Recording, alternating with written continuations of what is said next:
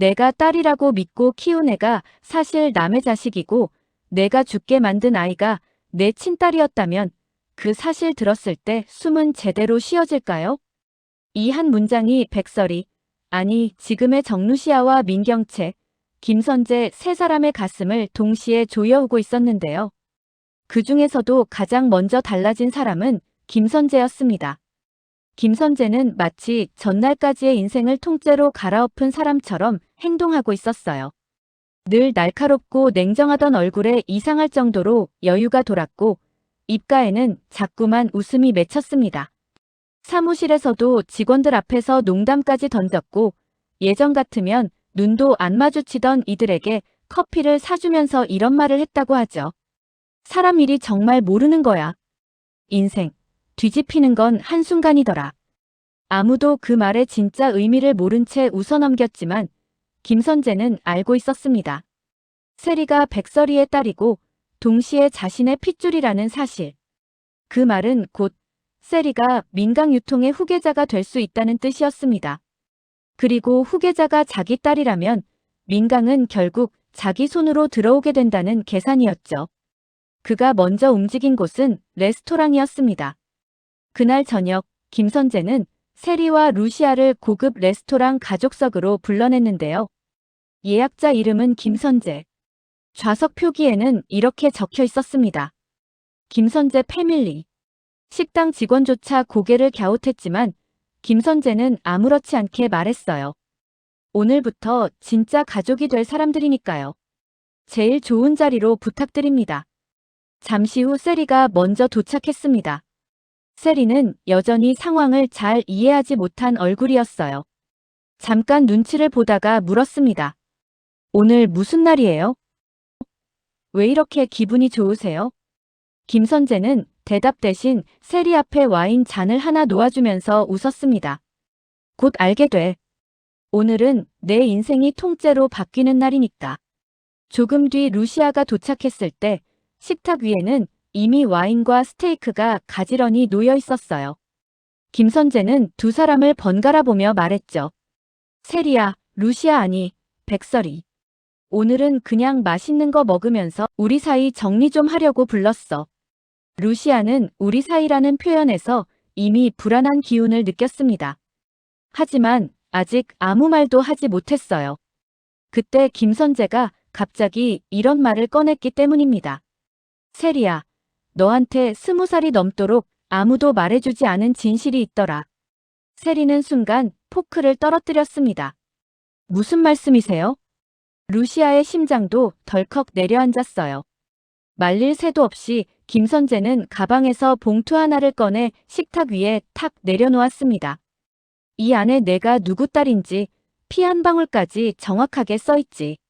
루시아는 반사적으로 손을 뻗어 봉투를 잡았지만 김선재가 먼저 낚아챘습니다. 백설에 잠깐. 오늘 판은 내가 짰으니까 내 순서대로 가야지. 김선재는 봉투를 다시 들고 천천히 말을 이었습니다. 여기 적힌 이름 잘 들어. 의뢰인 1 민세리. 의뢰인 2 정루시아. 모녀관계 일치 99.99%. 세리는 순간 귀를 의심했습니다. 저 뭐요? 제가 엄마 딸이라고요? 루시아는 숨이 막혀 아무 말도 나오지 않았습니다.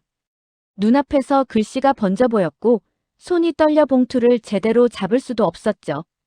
그런데 김선재는 거기서 한 발 더 나갔습니다. 그리고 두 번째 검사. 의뢰인 1 민세리. 의뢰인 2 김선재. 친자관계 일치 99.99%. 세리는 얼어붙었습니다. 그럼 저 김선재 변호사님 딸이라는 거예요?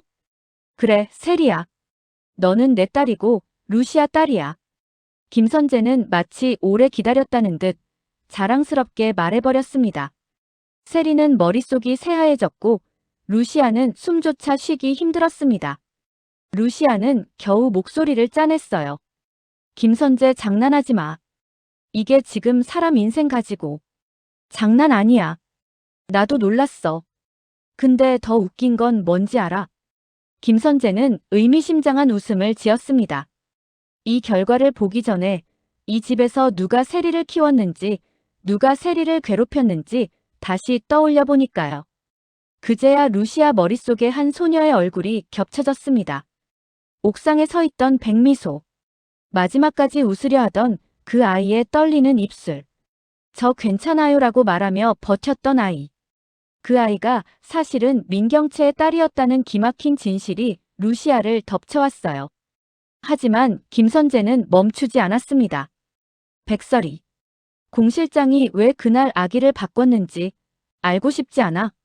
세리가 왜 이 집에 와서 민 회장의 손녀로 자랐는지. 루시아는 입술을 꽉 깨물었습니다. 공 실장 그 사람이 했어. 그래. 그 여자가 별장까지 끌고 가서 민경채 출산 도와주고 애 울지 않는다고 난리치다가 병원 구급차 안에서 내 딸이랑 바꾼 거야. 이유? 간단하지. 약점 없는 후계자 만들려고. 세리는 도저히 믿을 수 없다는 얼굴로 고개를 저었습니다. 그럼 미소 언니는? 미소는 민경채 친딸이었어. 심장에 병 안고 태어난 채로. 세리가 숨을 들이켰습니다. 그동안 미소에게 했던 말들이 머릿속을 스쳐 지나갔어요. 비웃고 무시하고 상처 주던 말들이 전부 그대로 돌아와 가슴을 후벼 팠습니다. 그 아이 나한테 맨날 그러더라. 언니처럼만 살고 싶다고. 나는 그 말이 그렇게 불편했는데 알고 보니 세리는 입을 틀어막았습니다. 자신이 짓밟아온 아이가 언니가 아니라 동생이었고 그 아이의 엄마가 지금 자기를 쳐다보고 있는 루시아였다는 사실이 숨막히게 다가온 겁니다. 그 순간 루시아가 조용히 입을 열었습니다. 김선재, 내 계획이 뭐야? 결국 하고 싶은 말이 뭔데? 김선재는 미소를 지우듯 웃음을 덮고 낮게 말했어요. 간단해. 세리가 민강유통 회장이 되는 거. 그리고 그 옆에 내가 서 있는 거. 누가 허락했는데? 누가 막을 수 있는데? 김선재의 눈빛은 완전히 달라져 있었습니다. 예전에는 루시아를 향한 뒤틀린 사랑과 열등감이 뒤섞여 있었다면 지금은 계산과 욕망만 남아 있었어요. 백설에, 세리는 어차피 당신 딸이잖아. 내가 나쁜 짓 좀 한다고 해도 결과적으로 당신 딸이 회장 되는 거면 나쁘진 않지 않나? 루시아는 참았던 말을 쏟아냈습니다. 내가 제일 끔찍한 인간이야. 내 입으로 미소 죽음 끌어와 놓고 지금은 또 세리까지 팔아먹겠다는 거야? 이게 아빠 입에서 나올 말이야? 잠시 숨막히는 침묵이 흘렀습니다. 김선재도 처음으로 표정을 굳혔어요. 그러나 그는 곧 다시 웃으며 의자를 밀고 일어났습니다. 그래. 감정 얘기는 이 정도면 됐고. 오늘은 여기까지. 그는 계산서를 집어들며 마지막 한마디를 덧붙였습니다. 앞으로는 나한테 대드는 게 누구 손해인지 한번 잘 생각해봐. 백설혜 씨도 세리도. 그 말을 남기고 김선재가 레스토랑을 떠난 뒤 세리와 루시아는 한동안 자리에서 일어나지 못했습니다. 그날 저녁 두 사람에게는 음식 맛도 레스토랑의 조명도 심지어 공기조차 잘 느껴지지 않았습니다. 그 시간 전혀 다른 곳에서는 또 하나의 폭탄이 터질 준비를 하고 있었는데요. 누군가의 손에 쥐어진 또 다른 유전자 검사 결과지가 요양병원 한 구석에서 서서히 펼쳐지고 있었습니다. 민두식이 누워있는 병실은 늘 눅눅했습니다. 몸은 움직이지 않는데 머리는 또렷해지는 시간이 길어질수록 민두식은 자신을 감옥에 갇힌 죄인처럼 느끼고 있었어요. 그때 병실 문이 열리더니 낯익은 남자가 들어왔습니다. 김선재였습니다. 회장님, 오랜만입니다. 민두식은 인상을 찌푸렸습니다. 여길 감히 어떻게? 감히요? 회장님, 전 이제 감히 정도가 아니라 회장님 인생을 뒤집어 놓을 이야기를 들고 왔는데요. 김선재는 침대 옆 의자에 앉아 다리를 꼬고 얄미운 미소를 지었습니다. 저한테 숨겨진 딸 있는 거 이제는 들어도 안 놀라실 나이죠? 헛소리 집어치워. 내 딸이든 개딸이든 나랑 무슨 상관이야. 아, 상관 있죠. 회장님이 키운 손녀거든요. 민두식의 눈이 커졌습니다. 뭐라고? 20년 전에 민경채 씨가 몰래 애 낳은 거 아시죠? 그의 아빠가 누군지도 물론 아시고요. 죽어버린 정호세. 회장님이 혐오해서 매장하려 했던 그 남자. 민두식의 얼굴이 일그러졌습니다. 그 입 다물어. 그때 낳은 애가 제 딸입니다. 그리고 그 아이가 민셀이에요. 민두식의 손이 부들부들 떨렸습니다. 세리가 내 딸이라고. 그럼 경채는 알고 있었어? 그게 제일 재밌는 부분입니다. 공 실장이 다 감춘 거죠. 경채 씨는 지금도 자신이 정호세의 딸을 키웠다고 믿고 있고요. 사실은 자기 친딸을 옥상에서 떠나보낸 죄책감도 모른 채 살고 있잖아요. 김선재는 능청스럽게 웃으며 말을 이었습니다. 그러니까 정리해보면요. 회장님은 전처 아들 정호세를 버렸고 그 아들 딸을 또 밀어냈고 사윗감이라고 생각하던 저를 내쳤고 그 저랑 경채 씨 사이에서 나온 손녀를 남의 손녀로 속고 키운 거죠. 어때요? 한편의 막장 드라마 같지 않아요? 민두식은 숨이 거칠어졌습니다. 내놈 이 얘기 지금 다 누구랑 짠 거야? 아직 아무도 모릅니다. 딱 세 사람만 알죠. 회장님, 저, 그리고 공 실장. 그때였습니다. 문 밖에서 인기척이 나더니 공 실장이 허겁지겁 들어왔습니다. 회장님, 이 인간 말 믿지 마세요. 다 거짓말이에요. 제가. 김선재는 비웃으며 공 실장 쪽으로 휴대폰을 들어보였습니다. 이 목소리, 본인 맞죠? 한강 둔치에서 하신 말씀인데. 휴대폰에서 공 실장의 떨리는 음성이 울려 퍼졌습니다. 내가 20년 전에 아기를 바꾼 사람이야. 경채는 아무것도 몰라. 다 내 욕심이야. 차라리 죽는 게 낫지. 공 실장의 다리가 풀려 그 자리에 주저앉았습니다. 김 변호사 제발 그건 술김에. 술김이라 하기엔 너무 또렷하던데요. 민두식의 얼굴은 더 이상 말이 필요 없을 정도로 굳어 있었어요. 분노, 배신감, 수치가 동시에 올라오고 있었습니다. 그러니까 이 집안은 20년 전부터 죄다 거짓 위에 세워진 겁니다. 회장님이 딸이라고 믿었던 사람은 사실 공 실장 딸이고 손녀라고 여겼던 세리는 제 딸이고 진짜 회장님 손녀는 벌써 저 세상에서 엄마를 원망하고 있겠죠. 김선재의 말 한마디 한마디가 칼날처럼 꽂혔습니다. 그 순간 병실 문이 또 한 번 열렸고 루시아와 세리가 숨 가쁘게 들어왔습니다. 모태주의 연락을 받고 바로 달려온 거였어요. 회장님, 지금 들은 거 다 사실입니다. 루시아는 떨리는 손으로 또 다른 유전자 검사 결과지를 꺼내 보였습니다. 여기 세리와 제 검사 결과, 그리고 세리와 김선재 검사 결과, 그리고 세리와 민경채 검사 결과 전부 들어있어요. 민두식은 서류를 훑어보는 것만으로도 얼마의 시간이 걸렸습니다. 불일치라는 단어가 여러 곳에서 반복되었고 일치라는 단어는 단 2줄에만 찍혀 있었죠. 민셀이 정루시아 모녀관계 일치. 민셀이 김선재 친자관계 일치. 민두식은 조용히 서류를 내려놓았습니다. 그리고 떨리는 목소리로 한마디를 꺼냈습니다. 경채는 지금 어디 있느냐? 그 시각 민경채는 집 거울 앞에서 망가진 얼굴을 바라보고 있었습니다. 화장은 지워질 대로 지워졌고 눈가는 울다 지쳐 퉁퉁 부어 있었어요. 미소가 내 딸이었대. 내가 밀어낸 아이가. 민경채 머릿속에는 옥상 난간 위에 서 있던 미소의 모습이 무한 반복되고 있었습니다. 저 괜찮아요. 그냥 제가 나가면 되죠. 그때는 그 말이 너무 뻔뻔하게 느껴졌는데 이제 와 다시 떠올리니 그 말이 얼마나 절박했는지 알 것 같았어요. 민경채는 두 손으로 머리를 쥐어뜯으며 바닥에 주저앉았습니다. 공 실장 아니 엄마. 왜 이제 와서 왜 아무 말도 안 했어? 그때 방문 밖에서 공 실장 목소리가 들려왔습니다. 경채야, 엄마가 들어가도 될까? 민경채는 문을 벌컥 열어젖혔습니다. 눈에는 눈물보다 분노가 먼저 차올라 있었어요. 들어오지 마.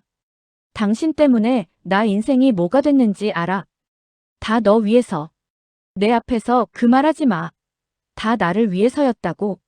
내 딸 죽게 만든 것도, 미소 그 아이를 밟고 올라간 것도, 공 실장은 그제야 두 손을 모으고 무릎을 꿇었습니다. 맞아, 다 내 죄야. 근데 그날 병원에서 내가 애 안고 울던 모습이 엄마는 도저히 버틸 수가. 그래서 남의 애를 훔쳐왔어. 민경채의 목소리는 망가져 있었습니다. 내가 얼마나 싫었는지 알아. 세리가 웃을 때마다 정옷의 얼굴이 겹쳐 보였어. 내가 숨기고 싶었던 과거가 계속 딸려오는 것 같아서, 그래서 미소가 더 눈에 가시 같았고, 그래서 더 심하게 굴었어. 민경채는 자신이 내뱉은 말을 듣고 스스로도 소름이 돋았습니다. 나 괴물이었네. 근데 이 괴물을 만든 사람이 누군데? 공 실장은 대답하지 못하고 눈물만 흘렸습니다.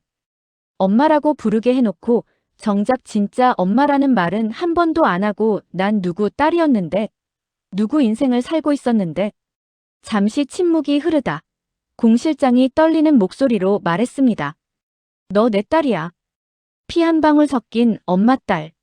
그 한마디가 민경채의 마지막 버팀목까지 무너뜨리고 말았어요. 이제 와서 그 말을 왜 해? 방 안 공기가 무거워졌고 공 실장의 숨소리와 민경채의 흐느낌만이 섞여 흘렀습니다. 그런데 그때 거실에서 전화벨이 울리기 시작했습니다.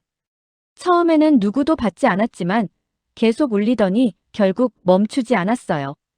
마치 누군가가 집요하게 마지막 경고를 보내는 것처럼. 전화를 받은 사람은 집안 도우미였고 수화기 너머에서 모태주의 다급한 목소리가 흘러나왔습니다. 지금 당장 경채 씨 붙잡으세요. 절대 혼자 내버려 두면 안 됩니다. 요양병원에서 큰일 납니다. 그러나 이미 늦었습니다. 요양병원 옥상 난간에는 한 여자가 서 있었습니다. 민경채였습니다. 비가 내리지는 않았지만 얼굴 위로 떨어지는 건 빗방울이 아니라 눈물이었어요. 발밑으로는 어지럽게 얽힌 도시의 불빛이 보였고 그 사이에 자신의 삶이 산산조각 나버린 듯한 기분이 들었습니다. 미소야, 엄마가 너무 늦게 알았네. 민경채는 허공을 향해 손을 뻗었습니다. 아무도 잡아주지 않는 손이 허공을 휘저을 때 뒤에서 누군가 조용히 다가왔습니다. 김선재였습니다. 경채 씨, 여기까지 와서 또 도망가려고. 민경채는 돌아보지도 않은 채 중얼거렸습니다. 내가 알면 뭐가 달라져. 이미 끝났는데. 끝이라니요. 이제 시작이지. 김선재는 옥상 난간에서 한 발짝 떨어진 지점에 서서 팔짱을 꼈습니다. 끝까지 버티면 아직 게임판에서 안 잘려나가는 거고요. 여기서 떨어지면 솔직히 말해서 제 입장에선 더 편해요. 너 진짜 사람 맞아? 그건 당신이 할 말은 아닌 것 같은데요? 상처난 짐승끼리 서로를 물어뜯듯 두 사람의 대화는 이미 인간적인 선을 넘고 있었습니다. 미소 내 딸이었다며. 그래요. 당신 친딸 맞아요. 심장병 안고 태어나서 옥상에서 마지막까지 엄마 찾다가 혼자 떨어졌죠. 민경채의 다리가 풀렸습니다. 그때 내가 한 말 기억나? 요양병원은 아버지 무덤이 될 거라고. 알아요. 회장님 다 들으셨어요. 녹음까지 돼 있고요. 김선재는 일부러 더 잔인하게 말을 골라 던지고 있었습니다. 그러니까 여기서 떨어지면요. 솔직히 누가 제일 편한지 알아요? 회장님도 아니고 세리도 아니고 바로 당신이에요. 죄책감 느끼고 사는 거 자신 없잖아요. 그 말에 민경채는 허탈하게 웃었습니다. 그래 맞아. 나 그런 사람이지. 난간 위로 올라서는 순간 문 쪽에서 모태주와 문태경의 목소리가 동시에 터졌습니다. 민경채, 내려와요. 지금 내려오면 아직 기회 있어요. 하지만 민경채는 고개만 살짝 돌려 그들을 한번 바라봤습니다. 그리고 마지막으로 김선재 쪽으로 시선을 옮겼습니다. 선재 씨 마지막으로 하나만 대답해줘. 뭔데요? 나 꼭 이렇게까지 돼야 했어? 김선재는 아주 잠시 침묵하다가 거의 속삭이듯 말했습니다. 당신이 먼저 사람을 짓밟고 올라가지만 않았으면 안 그랬겠죠. 그 대답을 끝으로 민경채는 발을 떼었습니다. 누군가는 비명조차 지르지 못했고 누군가는 끝까지 소리를 질렀습니다. 난간 아래로 몸이 떨어지는 시간은 몇 초에 불과했지만 그 몇 초 사이에 20년의 죄가 한꺼번에 무너져 내리는 것 같았어요. 요양병원 아래, 응급실 앞 바닥에는 곧 사람들의 발자국과 피가 섞여 찍혀갔습니다. 민경채의 죽음은 그 자체로 또 하나의 폭탄이었습니다. 뉴스에는 재벌가 장녀 투신 사망이라는 자막이 떠올랐고 민강유통 주가는 하루아침에 출렁였습니다. 사내 게시판과 직원들 단톡방에는 온갖 추측이 난무했어요. 역시 집안에서 뭔가 있었던 거 아냐? 회장님 건강도 안 좋다던데 이제 회장은 누가 되나? 김선재 변호사, 요즘 표정이 이상하던데. 그 와중에 세리는 거실에서 무너져 내리고 있었습니다. 언니가 죽었다고요? 그럼 그날 레스토랑에서 그 표정이. 루시아는 세리를 부둥켜 안았습니다. 세리야, 우리 정신 차려야 돼. 지금부터는 감정이 아니라 진짜 싸움이야. 근데 엄마 지금 우리 편이라고 할 수 있는 사람이 누구야? 그때 초인종이 울렸습니다. 딱 한 번, 또 한 번. 마치 방문을 두드리는 손이 무슨 결심이라도 한 것처럼. 문 앞에 서 있던 사람은 김선재였습니다. 우리 얘기 좀 합시다. 가족끼리. 그날 밤 루시아 집 거실에는 다시 네 사람이 마주 앉았습니다. 루시아, 세리, 문태경, 그리고 김선재. 문태경은 김선재를 노려봤습니다. 민경채 씨, 진짜로 스스로 떨어진 겁니까? 그래요. 마지막까지 제가 잡으려 했는데 이미 마음을 정한 얼굴이더라고요. 김선재는 눈 하나 깜빡하지 않고 거짓을 섞어 말했습니다. 그가 난간에서 손을 밀었다는 사실은 누구도 아직 모르는 채로. 루시아는 더 이상 감정만으로 대응할 시간이 없다는 걸 알고 있었어요. 그래, 그럼 이제부터 중요한 문제부터 정리하자. 세리가 누구 딸인지, 누가 이 집안 죗값을 치를지, 민강은 앞으로 누구 손에 들어갈지. 세리는 울다 지친 얼굴로 김선재를 바라봤습니다. 저 정말 당신 딸이에요? 김선재는 오히려 조용히 고개를 끄덕였습니다. 그래. 인정하기 싫겠지만 맞아. 나도 인정하기 싫었거든. 근데 이제 와서 뭐 어쩌겠어. 피는 이미 섞여 있는데. 세리는 한숨을 길게 내뱉었습니다. 그럼 엄마와 아빠 사이에서 저는 이제 어떻게 해야 돼요? 간단해, 세리야. 이번에는 루시아가 입을 열었습니다. 사람처럼 살아. 누구 편 들기 전에 내가 어떤 사람이 되고 싶은지 먼저 정해. 회장 자리를 할머니처럼 피로 물들여서 얻을 건지 아니면 다시 시작해서도 괜찮은 삶을 선택할 건지. 김선재가 비웃으며 끼어들었습니다. 이 판에서 다시 시작이 어딨어요. 이미 죽은 사람도 있는데. 그 말에 문태경이 참지 못하고 자리에서 벌떡 일어났습니다. 이봐요, 김 변호사. 지금 이 상황이 다 누구 때문에 시작된 건지 정말 몰라요? 저요? 제가 미소를 옥상 끝으로 밀었습니까? 제가 세리를 바꿔치기 했나요? 제가 민경채를 괴물로 키웠어요? 김선재는 상대가 화낼수록 더 차분해지는 사람이었습니다.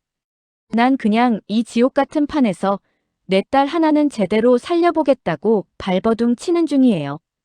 방 안 공기는 더 이상 버티기 힘들 정도로 무거워졌습니다. 그때 문태경의 휴대폰이 울렸습니다. 발신자는 모태주였습니다. 태경 씨, 준비하던 거 다 끝났습니다. 내일 아침 9시 기자들 다 모이기로 했어요. 회장님도 서류에 도장 찍으셨고요. 그 말을 들은 순간 김선재의 표정이 처음으로 일그러졌습니다. 기자회견이요? 무슨 회견인데요? 루시아가 조용히 웃었습니다. 드디어 민두식이 입을 열겠다는 거야. 누가 진짜 아들이고 누가 가짜 딸이었는지, 누가 이 집안을 속였는지 다 말하겠대. 김선재는 이를 악물었습니다. 그 회견 나 빼고 하는 겁니까? 당연하지. 넌 이제 이 집안의 사냥개가 아니라 증인석에 앉을 피고인에 더 가깝거든.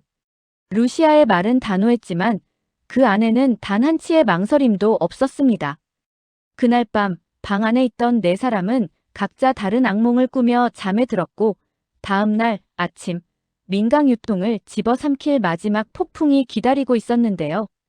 그 폭풍이 지나가고 난 뒤 누가 살아남고 누가 무너질지는 아무도 알 수 없었습니다. 한 가지 분명한 건 더 이상 아무도 예전의 자리로 돌아갈 수 없다는 사실뿐이었어요. 세리 앞에 놓인 선택지도 마찬가지였습니다. 악마 같은 피를 핑계로 또 다른 괴물이 될 것인지, 아니면 피보다 더 무거운 죄를 끊어내고 새로운 이름으로 살아갈 것인지. 그리고 그 선택의 한가운데에는 여전히 한 아이의 웃음소리가 남아있었는데요. 저 괜찮아요. 저 진짜 괜찮아요. 백미소가 마지막으로 남기고 떠난 그 말이 이 집안 모두의 귀에 늦게라도 제대로 꽂히기 시작한 순간이었습니다. 드라마 리뷰 탐정의 다음 추리도 놓치지 마세요. 더 흥미진진한 리뷰를 위해 구독, 좋아요 부탁드려요. 감사합니다.